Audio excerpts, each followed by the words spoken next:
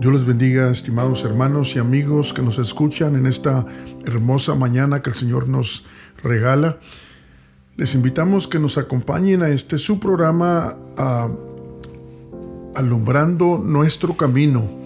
Alumbrando Nuestro Camino con su servidor, hermano Felipe Nava, de aquí de Salinas, con el pastor Efraín Valverde III. Le doy gracias a Dios por esta oportunidad y por este privilegio de estar transmitiendo por las ondas de Radio Resplandecer.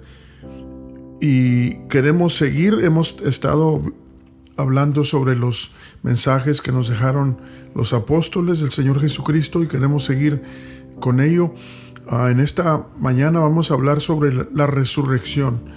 Es un tema bastante amplio, bastante grande, bastante largo y sería imposible cubrir los detalles en este corto tiempo, pero por lo menos mojar nuestro apetito para que sigamos viendo y asomándonos a este importante tema, esta importante realidad de lo que es la resurrección conforme a las Escrituras, conforme a la autoridad máxima sobre estos temas tan profundos y a la vez tan accesibles para nosotros.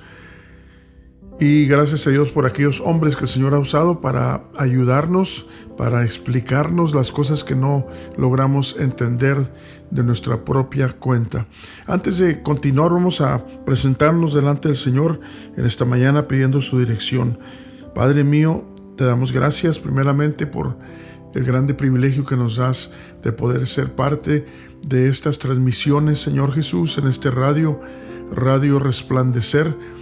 Te suplico, te ruego que dirijas nuestros pensamientos, que dirijas, Señor Jesucristo, lo que hemos de hablar, lo que he de compartir en esta mañana, Señor, y te pido que abras el corazón, la mente y el espíritu de mis hermanos que escuchan con regularidad estos mensajes, que no son en ninguna forma míos, sino que son lo que nos dice tu palabra, y yo junto con ellos estoy aprendiendo y quiero seguir aprendiendo y nunca dejar de aprender mientras esté en este cuerpo, Señor, que me has regalado para vivir esta vida.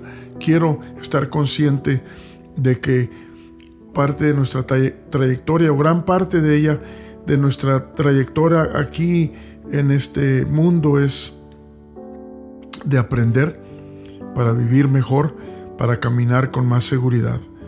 Una vez más te pedimos que nos ayudes a unge los oídos de mis hermanos y unge mis labios para compartir enseguida, Señor, estas palabras. En el nombre de Jesucristo te rogamos, te suplicamos. Queremos empezar nuestro tema con el título que lleva esta plática: la resurrección es la médula del Evangelio. La resurrección es la médula del Evangelio. ¿Qué quiere decir esto? Médula es donde nace el hueso. Si lo quieren buscar en sus diccionarios van a encontrar, en este caso, lo que se refiere a lo que nos referimos al decir la médula, que nos estamos refiriendo a lo más importante, lo más céntrico de todo el Evangelio, es la resurrección, porque todo lo demás gira alrededor de eso. Porque si todo se termina con la muerte física, entonces no tiene caso vivir obedeciendo, escudriñando. Ninguno de nuestros ejercicios como hijos de Dios no tendrían caso, porque se terminan de todas maneras con la muerte física y ahí se acabó todo. No puede ser de esa forma, porque no hay tiempo para elaborar sobre aún la misma lógica que nos dice ello. Pero queremos empezar la plática en esta mañana con las palabras de nuestro apóstol, el apóstol Pablo, quien dice: si como hombre batallé en Éfeso contra las bestias, ¿qué me aprovecha? Si los muertos no resucitan, dice, comamos y bebamos, que mañana moriremos. Si así fuera, dice el apóstol Pablo, no tiene caso nada de lo que hagamos para el Señor, porque de todas maneras mañana moriremos. Mañana se acaba todo esto y no queda ninguna razón para seguir viviendo, para seguir haciendo aún la voluntad de Dios. Así es de que qué importante, mi hermano, mi hermana, es que entendamos estas palabras tan necesarias, que las entendamos.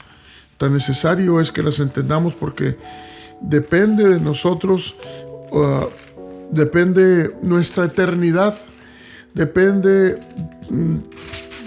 No estoy diciendo que con entenderlo nosotros vamos a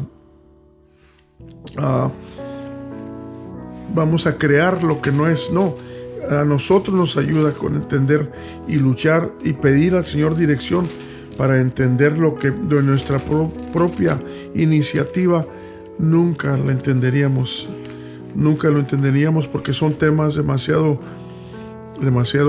profundos. Todo lo que el Señor habla tiene su profundidad bastante fuerte, lo que el Señor ha hablado. Las profundidades de la palabra del Señor son, ¿qué podemos decir? Son grandísimas, es algo que no podemos calcular de nuestra propia mente. Acabo de leer y lo vuelvo a repetir, las palabras de nuestro apóstol, el apóstol Pablo, que dice: si como hombre batallé en Éfeso contra las bestias, ¿qué me aprovecha? ¿Por qué pregunta eso? Porque dice: si los muertos no resucitan, dice, comamos y bebamos, que mañana moriremos. O sea, disfruta la vida, no te sacrifiques, no hagas nada no te preocupes, porque de todas maneras todo se termina cuando dejes de vivir. Qué importante es. Y dije al principio, el tema de esta mañana es: la resurrección es la médula, el centro, lo más importante del Evangelio. El apóstol Pablo nos enfatiza que si no hubiera resurrección, no tendría caso vivir en santidad, obedeciendo las ordenanzas del Señor. El Nuevo Testamento nos habla extensamente sobre esta verdad. El Señor en su primera venida lo dejó claro, a tal grado fue la importancia sobre esto, que sus discípulos lo creyeran y entendieran, y que no hubiera ninguna duda de ello en cada uno de esos discípulos que el Señor preparó. Que a tal grado fue la importancia y el énfasis que él le puso, que en el momento en que Él expiró, fíjese en esto, dice la Escritura que muchos de los santos resucitaron. Cuando Él físicamente expiró, cuando murió en la cruz del Calvario, expiró. Así lo dice las Sagradas Escrituras. Lo voy a leer como dice allí en el libro de Mateo 27, del 50 al 53. Mas el Señor Jesús, habiendo otra vez exclamado con gran voz, dio el Espíritu, y aquí el velo del templo se rompió en dos, de alto abajo, y la tierra tembló, y las piedras se hendieron, y se abrieron los sepulcros, y muchos cuerpos de santos que habían dormido, o sea, que habían muerto, se levantaron, y salidos de los sepulcros después de su resurrección, vinieron a la santa ciudad y aparecieron a muchos. ¿Por qué era necesario? Para que el Señor ya tenía todo planificado, para que no hubiera duda, mayormente en los que deberían de entender y estar claros, tenían que quedarse con aquellas pruebas indubitables. Vemos entonces cuán importante era y es para el Señor que el humano, y especialmente sus hijos, creamos y entendamos que la vida humana no termina con la muerte física. O sea, la vida del humano no termina con la muerte física.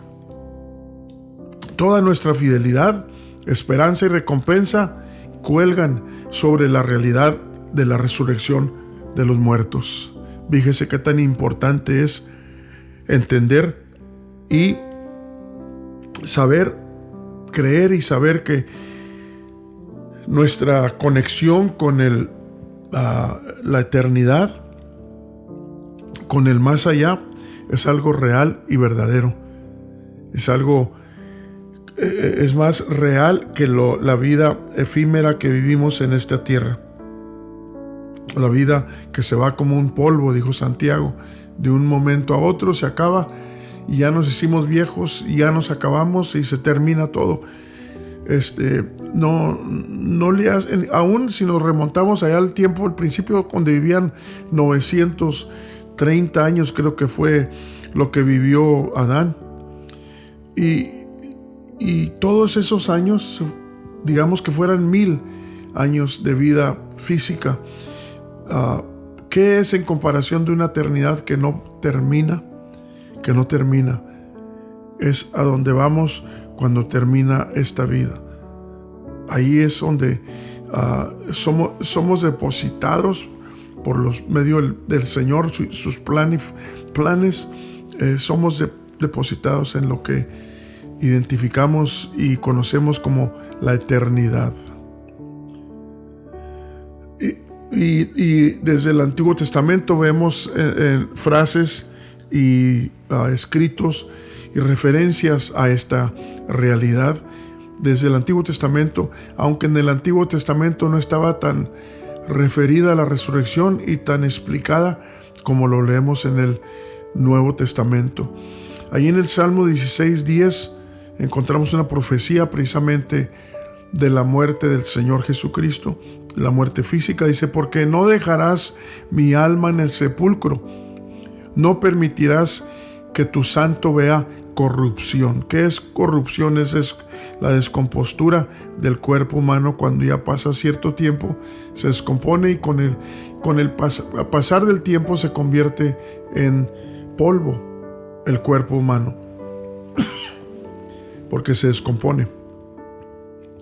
Vemos en Oseas capítulo 6 verso 2: darános vida después de 2 días, al tercer día nos resucitará y viviremos delante de él. Referencias sólidas a la resurrección desde el Antiguo Testamento. Leemos también en Ezequiel 37, 1 al 4: y la mano del Señor fue sobre mí y sacóme en espíritu del Señor y púsome en medio de un campo que estaba lleno de huesos, e hízome pasar cerca de ellos por todo alrededor, y aquí que eran muchos, muy muchos, sobre la haz del campo, y por ciertos secos en grande manera. Aquellos huesos estaban súper secos. Y díjome: hijo del hombre, ¿vivirán estos huesos? Y dije: Señor Dios mío, tú lo sabes. Díjome entonces: profetiza sobre estos huesos y diles: huesos secos, oíd palabra del Señor. Y más adelante, si usted quiere leerlo, va a encontrar con que cuando él habló, aquellos huesos se empezaron a formar, se empezaron a restablecer y entrar en una nueva, ¿qué podemos decir?, existencia.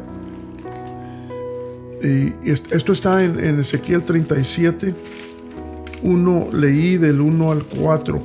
Pero si seguimos leyendo, vamos a darnos cuenta de que lo que sucede después de que profetiza, le dice el Señor que profetice Ezequiel sobre aquellos huesos. Dice el verso 4: díjome entonces, profetiza sobre los huesos y diles, huesos secos, oíd la palabra de Dios. Así ha dicho el Señor Dios a estos huesos: he aquí yo hago entrar espíritu en vosotros y viviréis, y pondré nervios sobre vosotros y haré subir sobre vosotros carne y os cubriré de piel, y pondré en vosotros espíritu y viviréis, y sabréis que yo soy el Señor. Fíjese qué tremenda realidad. Dice el verso 7: profeticé pues como me fue mandado, y hubo un ruido mientras yo profetizaba, y aquí un temblor, y los huesos se llegaron cada hueso a su hueso. Y luego, y miré, y aquí nervios sobre ellos, y la carne subió, y la piel cubrió por encima de ellos, mas no había en ellos espíritu. Y díjome: profetiza al espíritu, y profetiza, hijo del hombre, y di al espíritu: así ha dicho el Señor Dios, espíritu, ven de los 4 vientos y sopla sobre estos muertos y vivirán.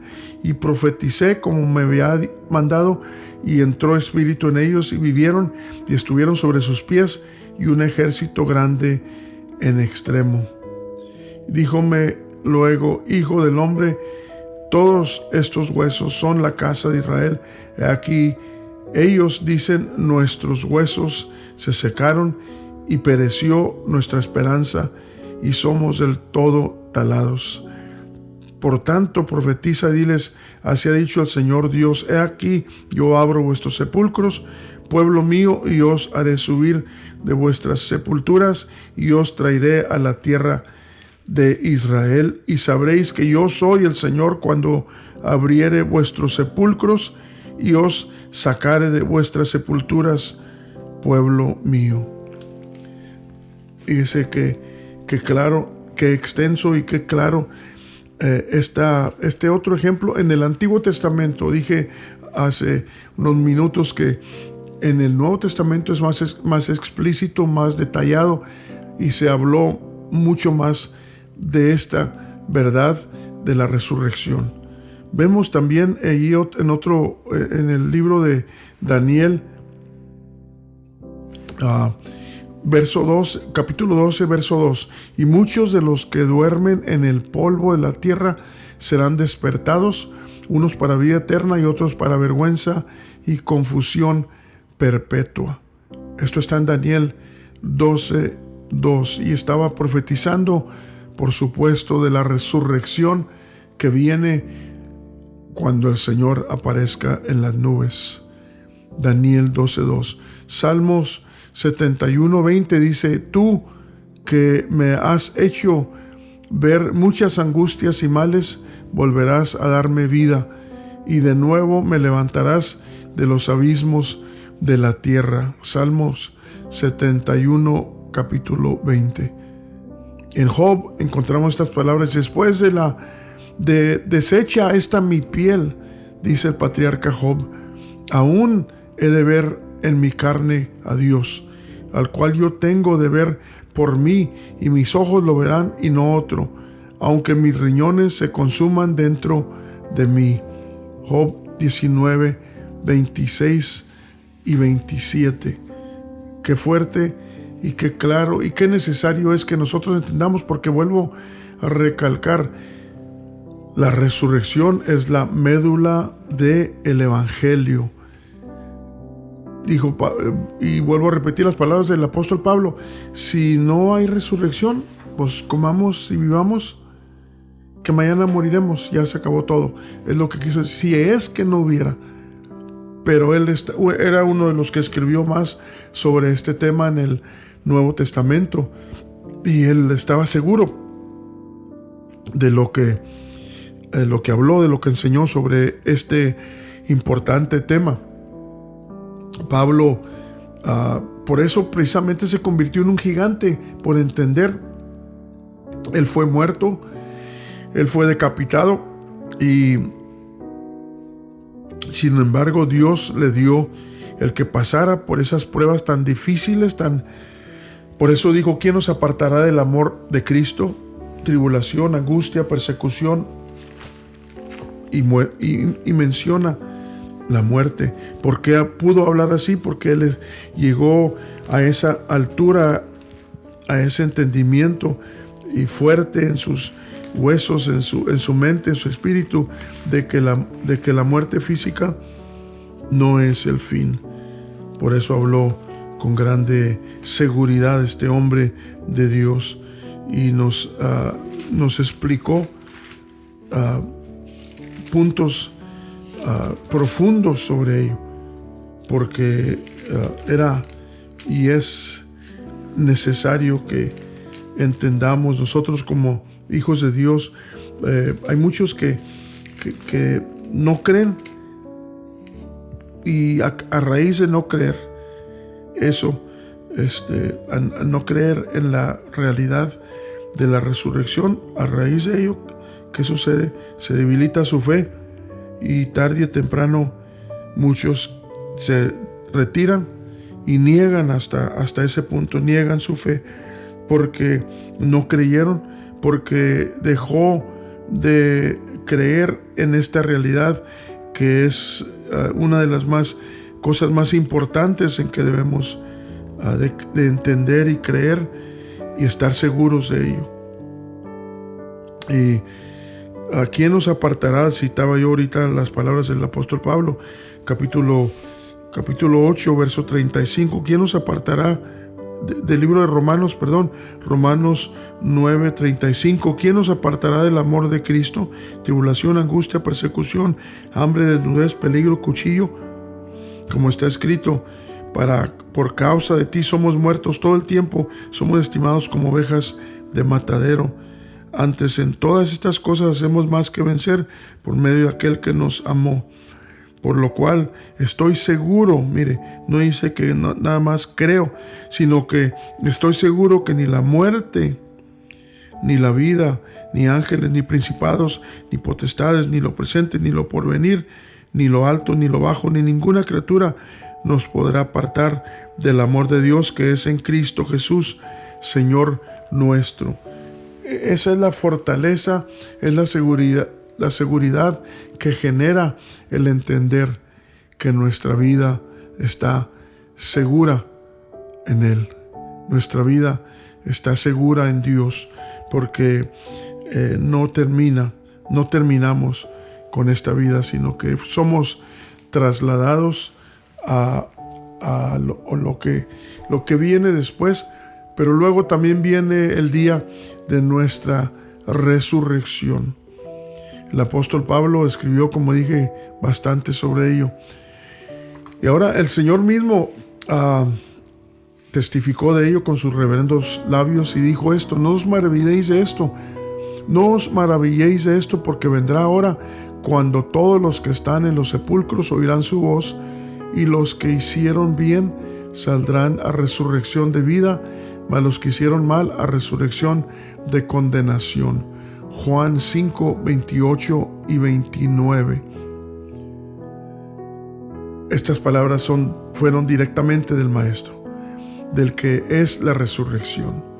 Es lo que le dijo a las hermanas de Lázaro cuando no podían creer. Le dijeron: Señor, si hubieras venido antes, no hubiera muerto nuestro hermano, pero te tardaste.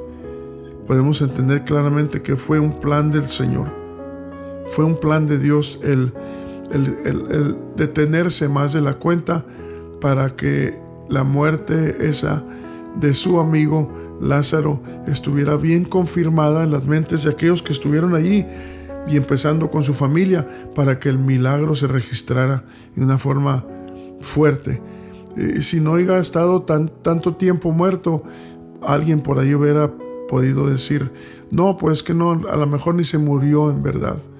Pero ya cuando llegaron los 4 días, dice la escritura que hasta hedía el cuerpo de él, ya estaba descomponiéndose, y no había duda de que había muerto Lázaro. Y por eso el milagro del Señor que se efectuó en esa ocasión fue tan marcado y tan fuerte y tan tan vivo y tan creído, creo yo, porque ahí estaban los que quizás no creían. De hecho, ni sus discípulos todavía estaban seguros de ellos, de esta realidad. Empezando con María y Marta, que no podían creer. Ellos estaban esperando hasta el día, porque allí les aclara el Señor, no es el día. Vamos a leer las palabras directamente del Señor. Dice: también estas poderosas palabras dijo el Maestro. Díceles el Señor Jesús: yo soy la resurrección y la vida. El que cree en mí, aunque esté muerto, vivirá. Esto lo encontramos en Juan 11:25.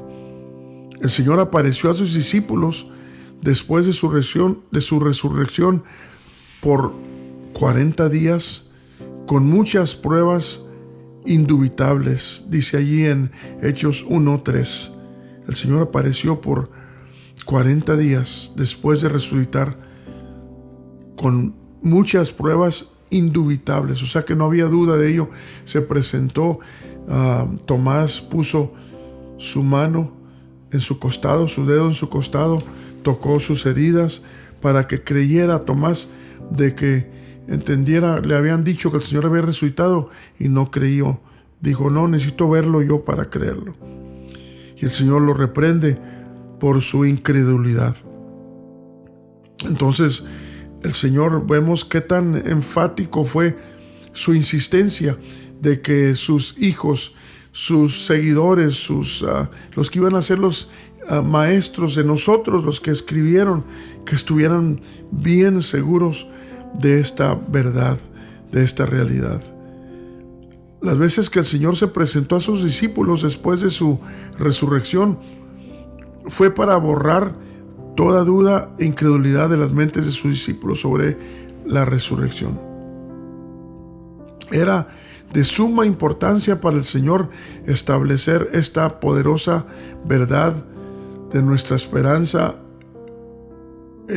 que aquella esperanza se metiera en nuestros tuétanos para poder caminar con seguridad, con la seguridad de que los fieles que duermen el sueño de la muerte han de regresar a la vida en sus cuerpos en que fueron fieles, y en esos mismos cuerpos recibirán la recompensa de ser transformados de un cuerpo mortal a un cuerpo inmortal. Y después de esa transformación viene la otra transformación de ese cuerpo inmortal. Después de dar testimonio, entra el Señor lo convierte en un cuerpo de gloria, un cuerpo glorificado como el cuerpo del Señor mismo. Por eso dijo Juan: seremos como Él es, porque le veremos como Él es. Vuelvo a decir, está por todas las diferentes partes de las páginas de la palabra del Señor. No hay tiempo de leer todas las escrituras, pero voy a leerles una lista de los diferentes lugares, sucesos donde el Señor se presentó delante de sus discípulos después de resucitado. Se presentó a María Magdalena en el huerto de Jerusalén. Marcos 16, 9 al 11, Juan 20, 11 al 18. Búsquelo ahí lo va a mirar el relato. También se presentó a dos discípulos en el camino a Emaús. Ellos iban en camino a Emaús platicando sobre lo glorioso que fue el tiempo de la administración del Señor. Pero según ellos ya se había terminado todo. El Señor murió y ahí se había terminado. Esto lo leemos en Marcos 16, 12 al 13 y en Lucas 24, 13 al 32. De aquellos varones que iban caminando hacia la ciudad de Emaús.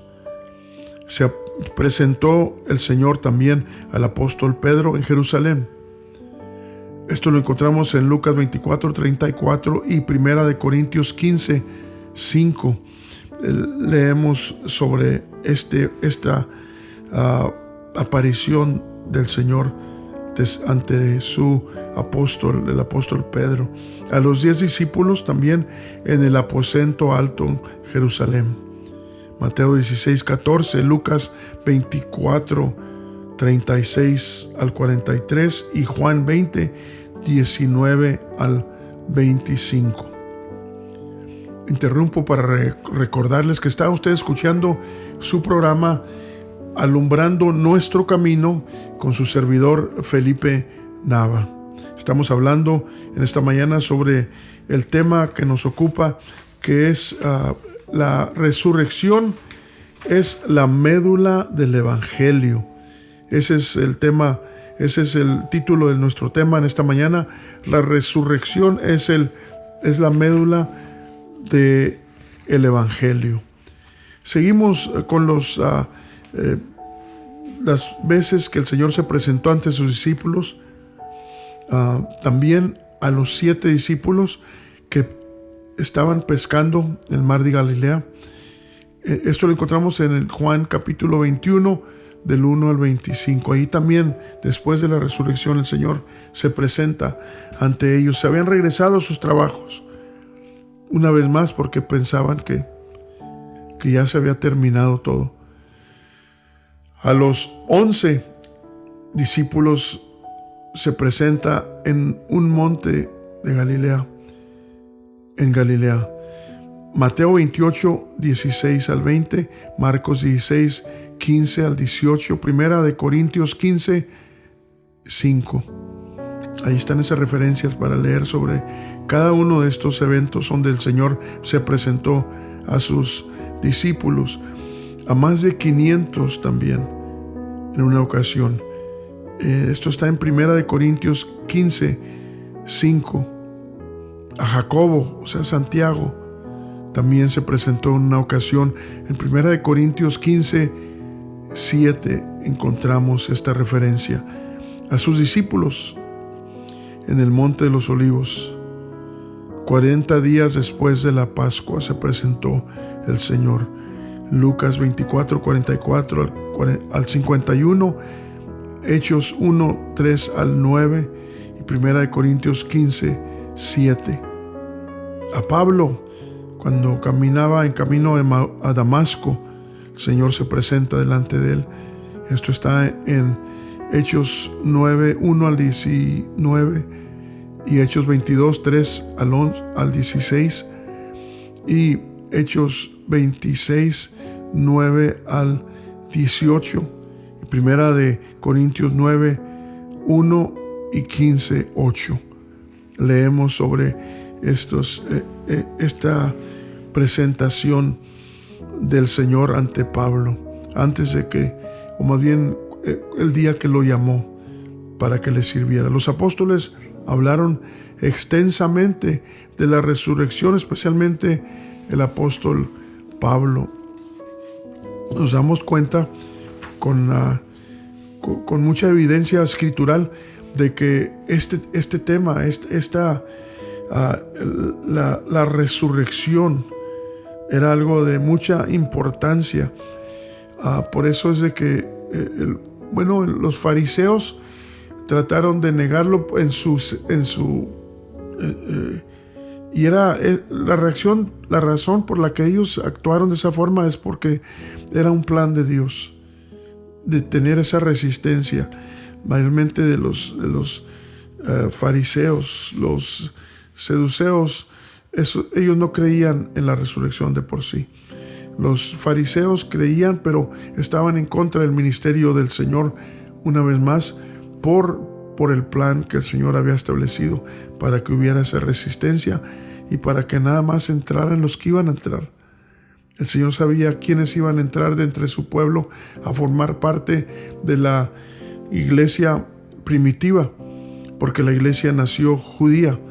No había ningún gentil al principio cuando el Señor empezó a desarrollar su iglesia. Ahí vemos en Hechos 2 que fueron 3,000 los que fueron bautizados en el nombre del Señor Jesucristo. En aquel evento, después de que el Señor visitó aquel lugar con el poder de su Espíritu Santo, y aquellos varones y hermanas que estaban ahí esperando esa promesa. Después de esa manifestación bajaron para explicarles a los judíos que estaban ahí reunidos en la fiesta judía que se celebraba en ese momento, y allí se bautizaron hubo como 3,000 bautismos en el nombre del Señor Jesucristo. Entonces empezó a tomar forma. Ya no nomás eran discípulos, ya no nomás eran seguidores del Señor, sino que ahora estaban formándose la iglesia, de la cual algunos, por la misericordia del Señor, somos parte de ellas. Esa iglesia que se fundó, que se desarrolló empezó el día del Pentecostés. Como digo, anterior a ese evento, solo había discípulos, los 12 y otros, los 70 que fueron enviados, y los 120 que subieron al aposento alto. Eran reducidos la cantidad, los números de los que seguían al Señor. Y cuando sucedió este evento en el aposento alto, como dije, se unieron 3,000 personas para formar parte de la iglesia primitiva, y todos ellos eran judíos. Hablando de las escrituras, donde Pablo menciona mucho sobre esta esperanza, sobre esta ¿cómo podemos llamarle? Esto que el Señor prometió hacer y glorificarse en la resurrección de los muertos. El mundo va a estar asustado, impresionado, sin saber qué pensar cuando vean sus ojos ese grande evento que esperamos pronto que suceda. Pero en todas las escrituras del Nuevo Testamento nos damos cuenta que Pablo fue el que escribió más libros. De todos los 27 libros del Nuevo Testamento, el apóstol Pablo escribió 14 de ellos, entre cartas y diferentes mensajes que puso ahí. Fueron 14 libros de todos los libros del Nuevo Testamento.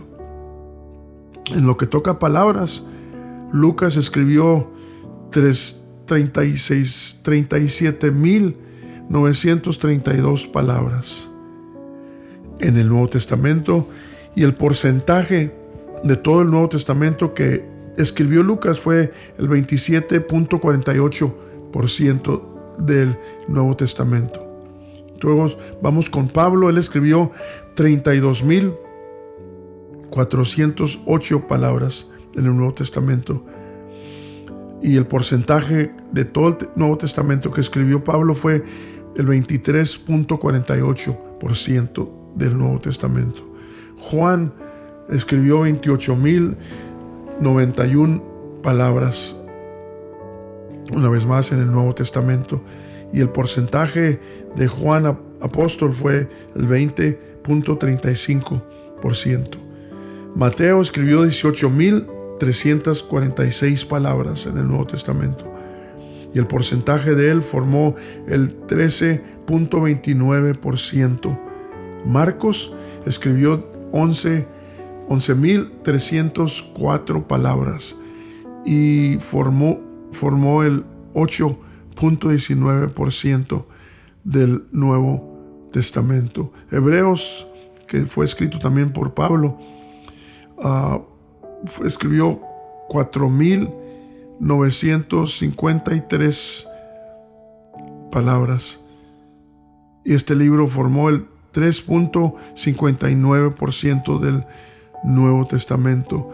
Pedro escribió 2,783 palabras y formó el 2.02% del Nuevo Testamento. Santiago escribió 1,742 palabras y formó el 1.26%. Judas escribió 461 palabras y el porcentaje fue 0.33%. El total de todas las palabras que componen el Nuevo Testamento son 138,000 palabras. Para que veamos el contexto, para que veamos lo extenso de lo que se escribió en el Nuevo Testamento. Fueron solamente 27 libros.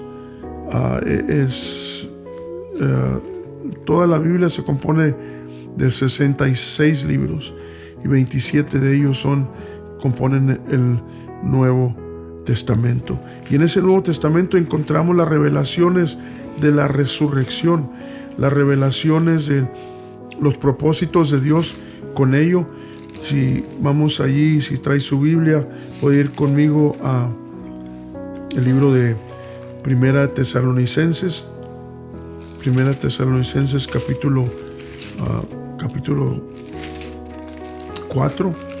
capítulo 4 de Primera de Tesalonicenses, leyendo desde el verso 13 en adelante. Leemos estas palabras que dijo Pablo: tampoco, hermanos, queremos que ignoréis acerca de los que duermen, o sea, los que murieron, que no os entristezcáis como los otros que no tienen esperanza. Porque si creemos que el Señor Jesús murió y resucitó, así también traerá con él a los que durmieron en Jesús. Por lo cual os decimos esto en palabra del Señor, que nosotros que vivimos, él pensaba que iba a estar vivo, que el Señor iba a regresar en su tiempo, por eso habla así. Dice: por lo cual os decimos esto en palabra del Señor, que nosotros que vivimos, que habremos quedado hasta la venida del Señor, no seremos delanteros a los que durmieron. Porque el mismo Señor, con aclamación, con voz de arcángel y con trompeta de Dios, descenderá del cielo, y los muertos en Cristo resucitarán primero. Luego nosotros los que vivimos, que quedamos juntamente con ellos, seremos arrebatados en las nubes a recibir al Señor en el aire, y así estaremos siempre con el Señor. Por tanto, consolaos los unos en estas palabras. Entonces la resurrección es consolación, es ánimo, da esperanza y da ánimo para seguir, porque sabemos que nuestra esperanza empieza cuando nuestra esperanza en su estado completo empieza cuando el Señor regresa, cuando el Señor... Mire, vamos ahí al libro de Apocalipsis. El Señor le muestra al apóstol Juan una multitud que nadie podía contar, de toda tribu, lengua y raza, y le pregunta quiénes son ellos. Estamos hablando en las revelaciones ya del fin. Dice: respondió uno de los ancianos diciéndome: estos que están vestidos de ropas blancas, ¿quiénes son y de dónde han venido? Y yo le dije: Señor, tú lo sabes. Y él me dijo: estos son los que han venido de grande tribulación y han lavado sus ropas y las han blanqueado en la sangre del Cordero. Por esto están delante del trono de Dios y le sirven de día y noche en su templo, y el que está sentado en el trono tendrá su pabellón sobre ellos. Entonces dice aquí: no tendrán más hambre ni sed, y el sol no caerá más sobre ellos, ni ningún calor, porque el Cordero que está en medio del trono los pastoreará y los guiará a fuentes vivas de aguas, y Dios limpiará toda lágrima de ellos, de los ojos de ellos. ¿Cuándo va a ser eso? Después de la muerte, cuando suceda la resurrección. Vamos al capítulo 20 del mismo libro de Apocalipsis y leemos también estas palabras que hablan de este importante tema que estamos hablando en esta mañana. Y vi un ángel, dice el capítulo 20, verso 1 de Apocalipsis, y vi un ángel descender del cielo que tenía la llave del abismo y una grande cadena en su mano, y prendió el dragón, aquella serpiente antigua que es el diablo y Satanás, y le ató por 1000 años. Y prendió al dragón, aquella serpiente que está hablando del mismo que es Satanás, y prendió al dragón, aquella serpiente antigua que es el diablo y Satanás, y le ató por 1000 años, y arrojó al abismo y lo encerró y selló sobre él, porque no engañe más a las naciones hasta que 1000 años sean cumplidos, y después de esto es necesario que sea desatado un poco más, un poco de tiempo. Y vi tronos y se sentaron sobre ellos, y les fue dado juicio, y vi las almas de los degollados por el testimonio del Señor Jesús y por la palabra de Dios, y que no habían adorado a la bestia ni a su imagen, y que no recibieron la señal en sus frentes ni en sus manos, y vivieron y reinaron con Cristo 1000 años. Mas los otros muertos no tornaron a vivir, está hablando de la resurrección, una vez más, mas los otros muertos no tornaron a vivir hasta que sean cumplidos 1000 años. Esta es la primera resurrección. El verso 6, bienaventurado y santo el que tiene parte en la primera resurrección. La segunda muerte no tiene potestad en estos, antes serán sacerdotes de Dios y de Cristo, y reinarán con él 1000 años. Y cuando los 1000 años fueren cumplidos, Satanás será suelto de su prisión y saldrá para engañar las naciones que están sobre que están sobre los 4 ángulos de la tierra, a Gog y Magog, a fin de congregarlos para la batalla, el número de los cuales es como la arena del mar. Y subieron sobre la anchura de la tierra y circundaron el campo de los santos y la ciudad amada, y de Dios descendió fuego del cielo y los devoró. Y el diablo que los engañaba fue lanzado en el lago de fuego y azufre, donde está la bestia y el falso profeta, y serán atormentados día y noche para siempre jamás. Y vi un gran trono blanco, y al que estaba sentado sobre él, de delante del cual huyó la tierra y el cielo, y no fue hallado el lugar de ellos. Y vi los muertos grandes y pequeños que están delante de Dios, y los libros fueron abiertos, y otro libro fue abierto, el cual es de la vida, y fueron juzgados los muertos por las cosas que estaban escritas en los libros según sus obras. Y el mar dio sus muertos que estaban en él, y la muerte y el infierno dieron sus muertos que estaban en ellos, y fue hecho juicio de cada uno según sus obras. Y el infierno y la muerte fueron lanzados en el lago de fuego. Esta es la muerte segunda. Y el que no fue hallado escrito en el libro de la vida fue lanzado en el lago de fuego. Estamos leyendo sobre lo que sucede antes de los 1000 años en la primera resurrección, y luego lo que sucede en la segunda resurrección después de los 1000 años, como los que no oyeron, los que no supieron de Dios, murieron sin saber nada de las cosas de Dios, van a ser juzgados conforme a sus obras. Es lo que dice la Escritura, lo que dice la palabra del Señor.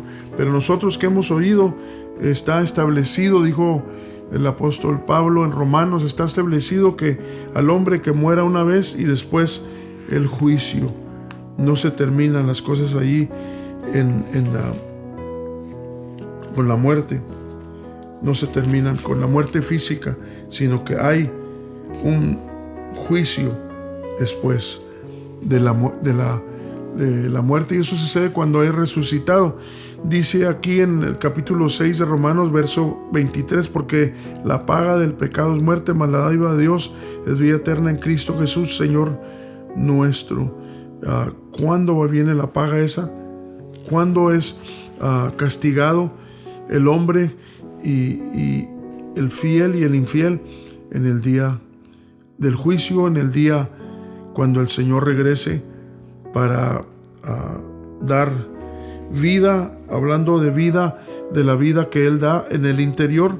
Va a resucitar esos cuerpos que murieron en fidelidad, y también van a resucitar los que vivieron, los que se burlaron, los que no creyeron, los que rechazaron, los que ahorita rechazan, los que ahorita se ríen, los que ahorita se mofan de estas cosas.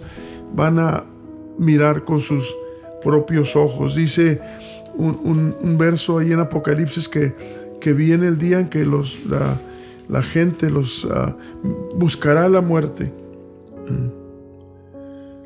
que buscará la muerte, y la muerte huirá de ellos. Van a preferir morir que vivir delante de ese día, aterrorizados, porque saben de qué se trata ahí. Los fieles, si somos fieles y luchamos aquí, eso no nos va a suceder a nosotros. Pero si ahorita rechazas, hablo ahora a los que no creen y no quieren, para ellos es pérdida de tiempo escuchar su palabra, escuchar lo que el Señor habla sobre su palabra, sobre sus mandamientos.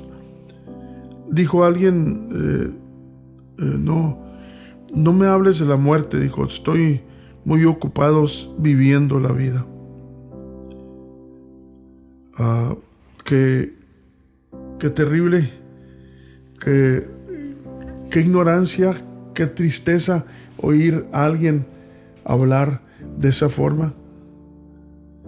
Y porque ahorita están cegados, están en una duda, una ceguera voluntaria, porque ellos mismos se están poniendo las vendas sobre sus ojos con su incredulidad, con su rechazo. Muchos ni siquiera quieren detenerse para escuchar, para pensar, a ver qué dicen estos, a ver, algunos que ni eso. Dice aquí, estaba citando el texto de Apocalipsis 9:6, dice: en aquellos días buscarán los hombres la muerte y no la hallarán, y desearán morir y la muerte huirá de ellos. Cuando el Señor resucite a los muertos para ser juzgados. Ahí está hablando de un juicio muy marcado, muy tremendo, muy algo que si no ponemos atención, la verdad, mi hermano, mi hermana, es de que si estás consciente de esto, si lo crees, si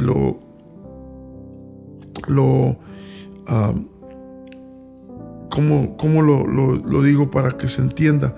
Si ahorita tomas tiempo para meditar en ello, vas a encontrar con que vas a encontrarte con la realidad poderosa de esto, de que el Señor ha determinado.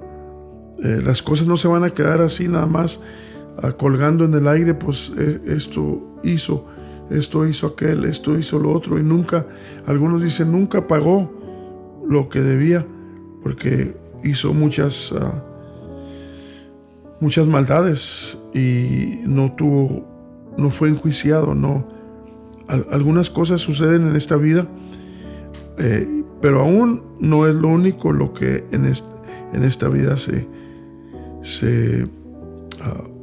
experimenta. Lo peor viene cuando el Señor regresa. Cuando el Señor regresa va a ser un día aterrorante. No sé si es la palabra correcta, pero es algo espeluznante. Es algo que va a ser, van a poder pálidos la gente cuando mire que aún los que asesinaron a alguien, los que mataron a alguien, que sean resucitados, y también al que mataron, que lo miren de nuevo vivo. Imagínense qué tremendo va a ser ese día para los que no quieren ahorita prestar oído y dar tiempo para escuchar y pensar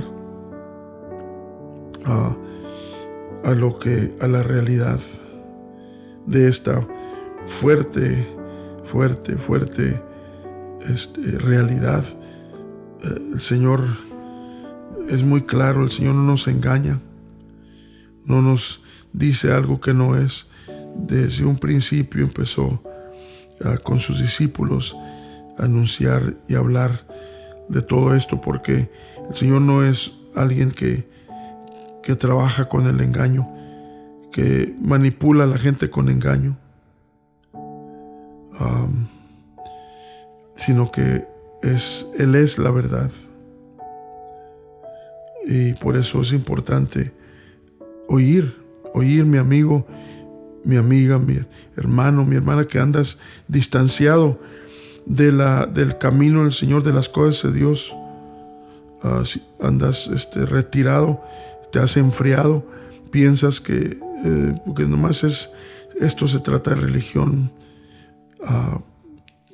Yo te recomiendo que te sientes más que físicamente, que te sientes para pensar y meditar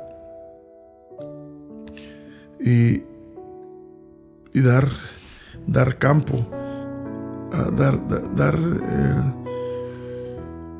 oportunidad de que el Señor te hable a tu corazón y te haga consciente de esta realidad. La muerte no me interesa, dicen algunos. Alguien dirá: no me hables de la muerte porque estoy muy ocupado con la vida. Quien pensare así vive en un globo de engaño compuesto de quimeras, porque la verdad es que todo ser humano empieza a morir cuando empieza a vivir. El tiempo se encarga de llevarnos a nuestro fin. El que vive consciente de que tiene un fin, revoluciona su vida y vive diferente. Esa realidad nos obliga a pensar en muchas cosas que se nos esconden bajo el fuerte ruido de la vida. Por eso dijo Salomón que mejor es la buena fama que el buen ungüento, y el día de la muerte que el día del nacimiento. Mejor es ir a la casa de luto que a la casa de convite, porque allí es el fin de todos los hombres, y el que vive parará mientes, o sea, se pondrá a pensar, a meditar. La cruda y desagradable realidad es que la vida existe dentro de la muerte, no al revés. El estar familiarizado con esta realidad nos prepara para saber tratar con muchas desagradables experiencias y para entender lo que ya han dicho muchos antiguos, no con expresiones negativas, sino con una mente resoluta a esta realidad que nadie podemos evadir ni cambiar. Uno de los que probó los beneficios de la vida y llegó a tocarle por Dios el probar lo amargo de la prueba, dijo estas palabras: el hombre es nacido de mujer, corto de días y harto de sinsabores, que sale como una flor y es cortado, y huye como la sombra y no permanece. También reflexiona en esto: ciertamente sus días están determinados y el número de sus meses está cerca de ti. Tú le pusiste términos de los cuales no pasará. Estas palabras no salen de amargura, sino de una reflexión de lo real. También dice estas palabras el mismo escritor en su profunda reflexión: si el hombre muriere, volverá a vivir. Todos los días de mi edad esperaré hasta que venga mi mutación, mi cambio. Esto está en Job. He estado leyendo Job 14, 1 y 2, y luego el 5 y luego el 14. O sea, dijo, esperaré hasta que venga mi cambio.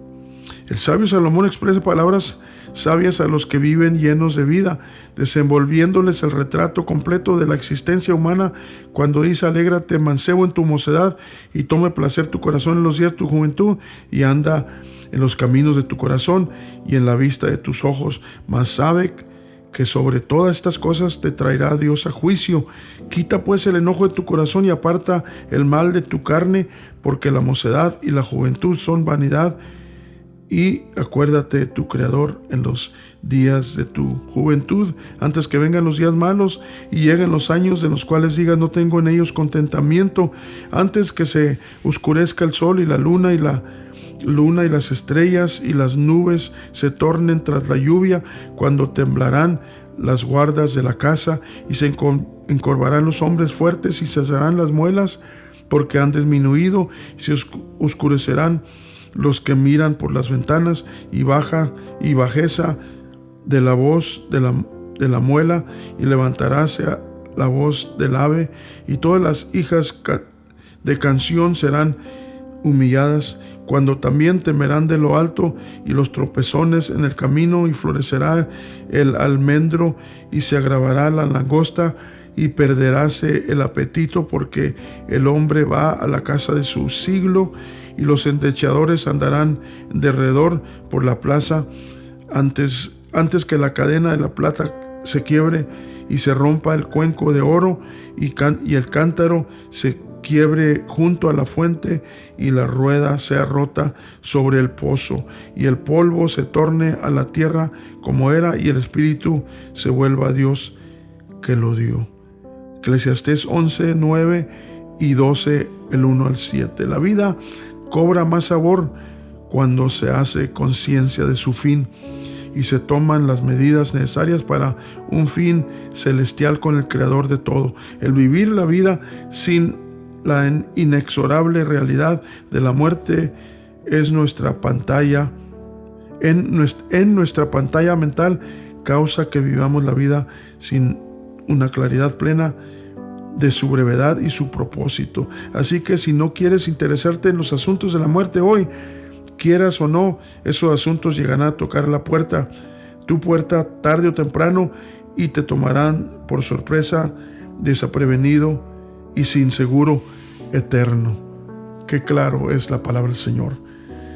Padre mío, te damos gracias por estas reflexiones, por estos textos que hemos leído, por tu palabra que nos hace claro, Señor, de que has puesto fin a nuestra vida y nos has dicho que no termina allí, Señor, todo lo que somos, lo que tenemos, Padre mío, sino que continúa en un estado mucho mayor que este. Si somos fieles contigo, vamos a regresar a este cuerpo, como dice tu palabra, para retomarlo y dar testimonio de tu poder sobre la muerte, y después de ese breve tiempo vamos a ser transformados en un cuerpo celestial para subir y así estar contigo para siempre. Señor, gracias por esta esperanza, Señor del cielo, que si partimos, que si morimos, que si algo sucede con nosotros, no se terminó todo el esfuerzo, no fue en vano, sino que hay una esperanza tremenda y poderosa, Señor, y esperamos ese gran día de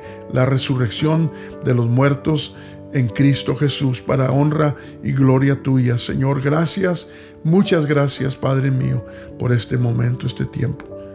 Gracias, amén y amén. Dios les bendiga, mis amados hermanos y amigos. Les recomiendo el libro La Esperanza de la Resurrección, escrito por el pastor Efraín Valverde Sr. Lo tenemos aquí en la librería. Si gusta, llame ahí al hermano, al pastor Arturo Ríos, para que le diga cómo conseguirlo, y le invito y le impulso que se informe bien de esta poderosa realidad que es parte de nuestra existencia como humanos, como hijos de Dios especialmente. Así es de que infórmese de todo lo que está en la palabra del Señor para que esté más seguro y no camine a oscuras, a tientas, que sí, que a lo mejor, que pueda afirmar su camino en el Señor, asomándose a los escritos de la Sagrada Escritura, de la palabra de Dios. La palabra de Dios ya les hemos comentado, compartido que es la autoridad máxima, la autoridad absoluta. La palabra de Dios es la autoridad absoluta, es la verdad absoluta. No hay duda de ello. Entendámoslo y pidamos al Señor que nos dé entendimiento para recibirla, vivirla, experimentarla y para ser parte de esto que está prometido en la resurrección de los hijos de Dios que viene pronto. Una vez más nos despedimos deseando la bendición de Dios sobre cada uno de ustedes. Este fue su programa Aclarando Nuestro Camino. Su servidor Felipe Nava, de aquí de Salinas, con el pastor Efraín Valverde III. Que Dios les bendiga, les guarde, y regresamos Dios mediante en la siguiente ocasión. Dios sea con cada uno.